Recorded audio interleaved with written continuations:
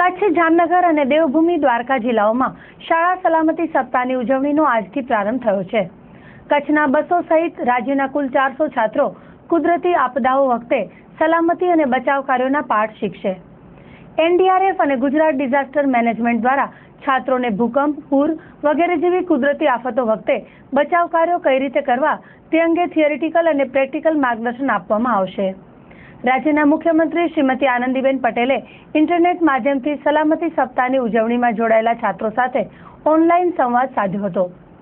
13 જુલાઈથી 17 જુલાઈ સુધી ચાલનારા કાર્યક્રમ અંતર્ગત આવતીકાલે રાજ્યના મુખ્ય કારોબારી અધિકારી અને આઈએએસ અધિકારી શ્રી અંજુ પરમાર ભુજની પાટવાડી સ્કૂલ અને મેઘપર પ્રાથમિક શાળાની મુલાકાત લેશે અને છાત્રોને સલામતી અંગે માર્ગદર્શન પૂરું પાડશે।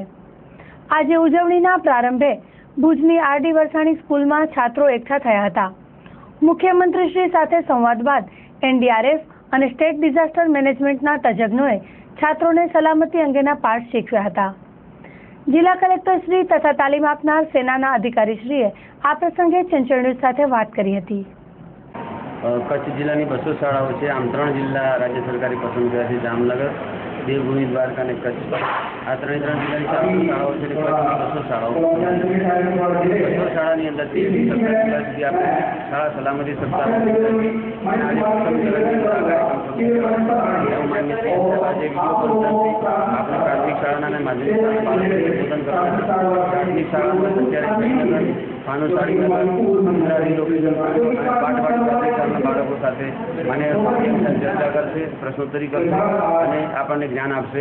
इस प्रोग्राम के तहत हम लोग बच्चों को कैसे अर्थक्वेक अगर आता है तो कैसे अपने आप को सेफ करें, कैसे अगर स्कूल क्लास चल रहा है उससे अचानक भूकंप आता है कैसे अपने आप को सेफ करें, कहाँ पर उनको छुपना है, कैसे निकलना है, किस तरीके से भागना है, कैसे भगदड़ में नहीं पड़ना है। साथ साथ हम स्कूल मैनेजमेंट को भी बताना चाहते हैं इस प्रोग्राम के माध्यम से, ताकि वो भी तैयार कर सके अपने स्टूडेंट को कि कैसे उनको डिजास्टर की सिचुएशन में पैनिक नहीं होना है और जो है वो अपने आप को सेफ निकले और एक फ्यूचर के लिए भी ये स्टूडेंट जो है एक रिस्पॉन्डर के रूप में तैयार हो।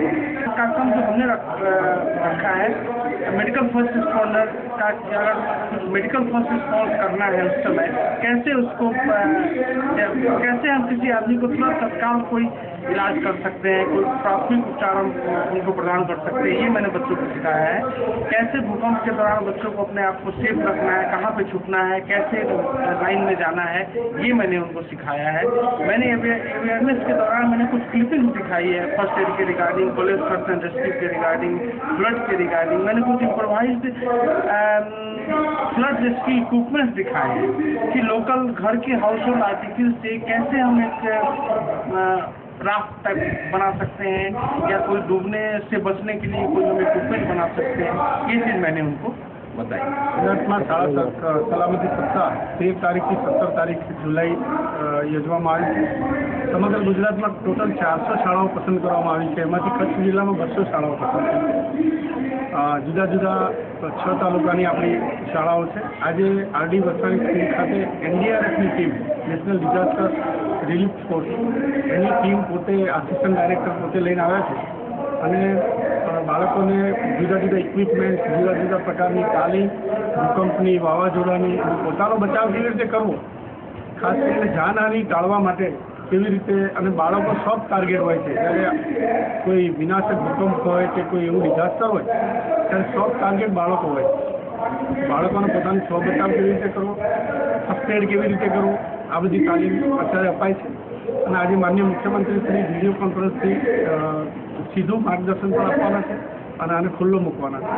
આપણા જિલ્લામાં 200 શાળાઓ છે અને 200 શાળાઓમાં એનડીઆરએફના ઇન્સ્ટ્રક્ટરો, પછી ડિઝાસ્ટર મેનેજમેન્ટ ઓથોરિટીના ઇન્સ્ટ્રક્ટરોએ આપણા આચાર્ય અને દરેક સ્કૂલમાં એક આચાર્ય અને એક ટીચરને તાલીમ આપી છે અને એ લોકોના માધ્યમથી આ આખા અઠવાડિયા દરમિયાન જુદા જુદા પ્રકારની તાલીમો બાળકોને અપાશે। પછી દર અઠવાડિયે એક પીરિયડ ઓછામાં ઓછો આ ડિઝાસ્ટર ઉપર આપણે આ પ્રાથમિક શાળાઓમાં એમાં કરીશું એટલે બાળકોમાં અવેરનેસ આવે, જુદા જુદા પ્રકારના ડિઝાસ્ટરથી માહિતગાર થાય અને સ્વ બચાવ કેવી રીતે કરવો, પોતે પોતાની જાતને કેવી રીતે હેલ્પ કરવી અને સાથે સાથે બીજા બાળકોને કેવી રીતે હેલ્પ કરવી એની સમગ્ર તાલીમ આપવામાં આવે।